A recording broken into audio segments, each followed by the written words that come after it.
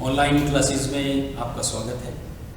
आज अपने हिंदी साहित्य में जो गद्य विधा है, उन गद्य विधाओं में सबसे प्रसिद्ध गद्य विधा या यूँ कहें कि दृश्य और श्रव्य जो विधा है, नाटक, उसके बारे में बात करें। नाटक से मतलब ये होता है कि किसी अवस्था या दशा, इसका अनुकरण करना, यही नाटक कहलाता है। नाटक से मतलब अभिनय करना होता है। आज अपने पास जो नाटक है, उस नाटक का नाम है हस्तिनापुर। हस्तिनापुर अपना नाटक है। इसको लिखा है नंदकिशोर आचार्य ने। हस्तिनापुर नाटक जिसके लेखक नंदकिशोर आचार्य हैं। ये नाटक क्या है, सबसे पहले इस नाटक की पृष्ठभूमि के बारे में हम अपनी बात करें। नाटक, चूंकि हस्तिनापुर नाम है नाटक का, इसलिए अंदेशा तो आपका हो गया कि भाई ये नाटक पौराणिक है। नंदकिशोर आचार्य ने इस पूरे हस्तिनापुर में ये एक बिंदु देखा जहाँ पे उन्हें लगा कि यहाँ पे नाट्य की संभावना है। नाटक रक्त की शुद्धि पर है कि किस तरह से अपने मन के हिसाब से उस समय रक्त की शुद्धि को तय कर लिया जाता था। आरंभ होता है, अपने बात करें नाटक की पृष्ठभूमि के बारे में। राजा शांतनु, वृद्ध राजा शांतनु है। अब उन राजा शांतनु को, ये मैं नाटक की पृष्ठभूमि आपको बता रहा हूं। राजा शांतनु, एक बार उनका जो मन है वो बड़ा विचलित सा ही लगे, तो उनके पुत्र देवव्रत ने देखा कि पिताजी का मन इतना विचलित क्यों है, कारण क्या है इस बात के पीछे। तो उन्होंने कारण जानते जानते उन्हें पता लगा कि सत्यवती नाम की एक मछुआरों की लड़की है, पिताजी का मन उस पर आ गया। अब चूंकि पिता वृद्ध है, तो इसलिए उस मछुआरे के पिता ने यानी सत्यवती के पिता ने कुछ इस तरह की शर्त लगा दी राजा, जिसको मानने में बड़ा राजा को संकोच हुआ। शर्त ये थी कि राजा शांतनु का विवाह मैं सत्यवती से कर दूंगा, लेकिन राजा शांतनु और सत्यवती से होने वाली जो संतान है वही उत्तराधिकारी बने। लेकिन उत्तराधिकारी के लिए तैयार है राजा का पुत्र देवव्रत, जिनका नाम है। राजा इस बात को मान नहीं सके और उनके मन में सत्यवती है, लेकिन परिस्थितियां इस तरह की है कि वो मान नहीं सकते। तो राजा अस्वस्थ रहने लगे। देवव्रत ने जब पता किया तो उन्हें पता लगा, वो गए सत्यवती के पिता के पास। सत्यवती के पिता ने इसी तरह की जो शर्त थी वो उनके सामने रख दी।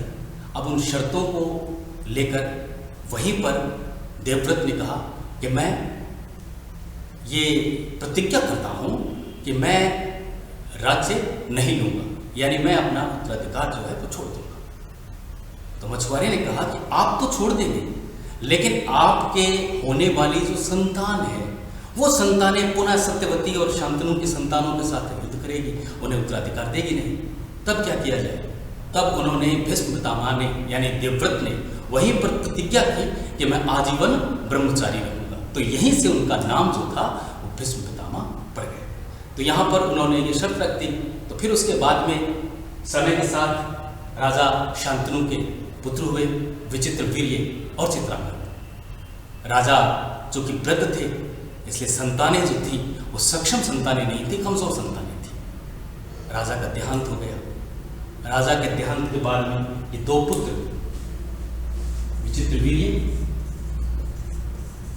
जिनका उल्लेख अधिक है, दूसरे पुत्र थे चित्रांगद। अब इनकी जिम्मेदारी भीष्म पितामह पर है, जो प्रतिज्ञाबद्ध है, और साथ ही उनकी मां शांतनु की पत्नी जो जीवित है, सत्यवती। अब साहब क्या किया जाए? उनके विवाह की जिम्मेदारी भीष्म पे है, देवव्रत पे है। तो देवव्रत ने स्वयंवर से अंबा, अंबिका और अंबालिका, इन तीन राजकुमारियों को अपहरण आप मान सकते हैं कि वो उन्होंने करके उस स्वयंवर से वो उठा के उन तीनों को ले आए। तो इनमें से जो अंबा थी, उसने भीष्म से निवेदन किया, आग्रह किया कि मैं किसी राजा शिव से प्रेम करती हूँ। तो भीष्म ने उन्हें छोड़ दिया। अब अंबालिका और अंबिका, अंबालिका और अंबिका, इन दो राजकुमारियों को वो ले आए। अब इन राजकुमारियों के मन में ये बात कि हमारा विवाह जो है भीष्म से होगा।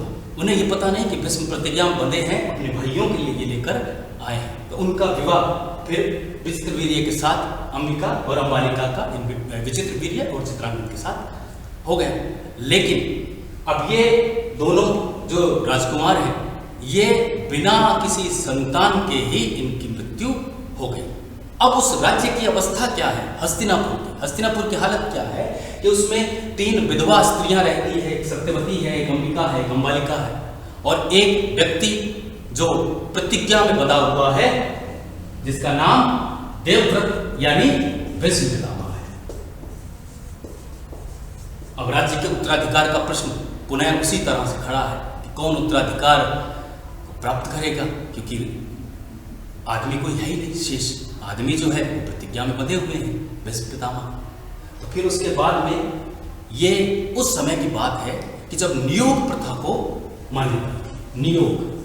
नियोग से तात्पर्य होता है कि उसी परिवार का देवर या अन्य व्यक्ति, या अगर वो ना हो तो कोई शुद्ध और वेदपाठी जो ब्राह्मण है वो नियोग कर सकता है, और इस संसर्ग से जो संतान उत्पन्न होगी वो संतान उसी व्यक्ति की मानी जाएगी, यानी जिसके क्षेत्र से, यानी रानियों को उस समय क्षेत्र कहा जाता था, जिसके क्षेत्र से वो उत्पन्न होगी वही उसका पिता होगा। यानी अगर अंबिका और अंबालिका से कोई संतान उत्पन्न होती है तो वो विचित्र वीर्य की संतान ही कहलाएगी। तो ये नियोग की जो बात थी। तो इस नियोग के लिए माता सत्यवती ने राय जानने के लिए भीष्म पितामह को बुलाया। भीष्म पहुंचे तो भीष्म ने कहा कि मां, आपको तो पता है कि मैं जो है प्रतिज्ञा में बंधा हुआ हूं, तो मैं किसी तरह के स्त्री संसर्ग की तो बात ही नहीं सोच सकता। तो माता उन्हें खूब समझाती है, लेकिन भीष्म अपनी प्रतिज्ञा पर कटिबद्ध है। तब ये नियोग जो है उन भीष्म पितामह से सहमति करके नियोग के लिए किसे बुलाया जाता है? नियोग के लिए बुलाया जाता है कृष्णद्वैपायन।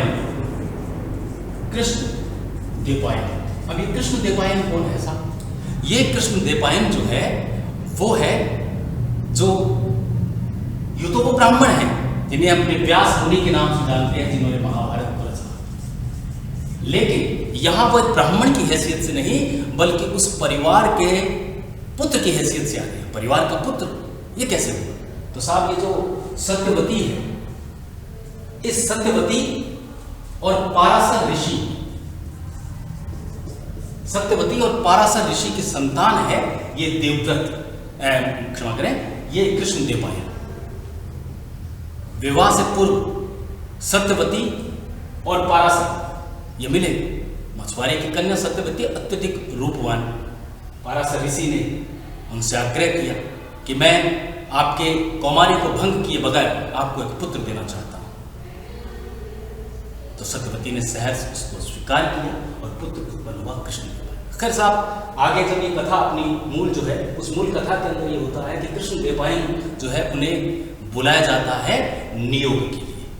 अब उस नियोग के द्वारा जो संतान उत्पन्न होगी वो राज्य संभालेगी। लेकिन नियोग के अंदर ये है कि यह धर्म का काम है, तो इसके अंदर दोनों पक्ष जो है उन्हें जानना जरूरी है कि नियोग के लिए कौन प्रस्तुत हो रहा है। यहाँ अंबिका और अंबालिका को ये नहीं पता, उन्हें नियोग का पता है। सत्यवती ने यह सूचना उन्हें दी है कि नियोग होगा। उन्होंने नियोग का सोचते ही जो अंबिका है या अंबालिका है, उसके मन में ये भाव आया कि नियोग के लिए अब जो बचा हुआ व्यक्ति कौन है? बचा हुआ व्यक्ति तो भीष्म है, तो इसका मतलब नियोग के लिए भीष्म प्रस्तुत होगा। तो उन्होंने स्वीकृति दी इस बात को जानकर कि नियोग के लिए कौन आएगा? भीष्म आएगा। लेकिन नियोग के लिए उसके स्थान पर कृष्णद्वैपायन आए। मुनि जो थे उनके प्रति श्रद्धा तो हो सकती है, लेकिन प्रेम या संसर्ग ये सोच से परे की बात थी। बड़े कुरूप थे ये ऋषि। तो साहब ये आए, तो आने से जो संतानें हुई, पहली संतान जो थी, जो रानी उन्हें देख के भयभीत हो गई और आंखें उन्होंने बंद कर ली। अपनी आंखें बंद करने के कारण जो संतान उत्पन्न हुई, धृतराष्ट्र, वो नेत्रहीन पैदा हुए, अंधे पैदा हुए। दूसरी संतान के लिए पुनः उन्हें बुलाया गया, तो दूसरी रानी जो थी वो उन्हें देख के पीत पड़ गई, पीली पड़ गई। वो जो संतान उत्पन्न हुई वो संतान हुई पीत रोगी, पांडु हुए उत्पन्न, रोगी थे।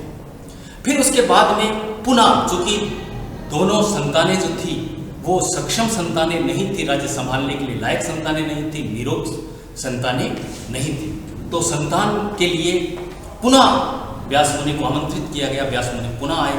तो व्यास मुनि के आने के बाद में जो संतान हुई, व्यास मुनि के आने के बाद में जो संतान पुनः व्यास मुनि नियोग के लिए आए, तो यहां पर एक दासी, जो नंदकिशोर आचार्य ने जिसे नाम दिया शुभा, ये दासी वहां पर है। दासी रानी की इस अवस्था को देखकर मन में दासी की आया कि रानी इस तरह की जो अपने हाव भाव क्यों कर रही है। तो जब रानी ने देखा कि भाई शुभा जो है वो काफ़ी इस दिशा के अंदर अपनी रुचि ले रही है, तो उन्होंने कहा कि अगर तुम्हें ये नियोग का अवसर मिले शुभा, तो शुभा ने कहा कि मैं अपने आप को बहुत भाग्यशाली मानूंगी जो कृष्ण देवायन मेरे साथ नियोग करें और उससे संतान मेरे उत्पन्न हो। तो रानी ने अपने स्थान पर शुभा को वहाँ प्रस्तुत कर दिया। कृष्ण देवायन आए, रानियाँ नहीं थी, लेकिन शुभा ने अपने आप को समर्पित कर दिया गुरु के चरणों में। तो इससे जो संतान उत्पन्न हुई वो विदुर हो गई।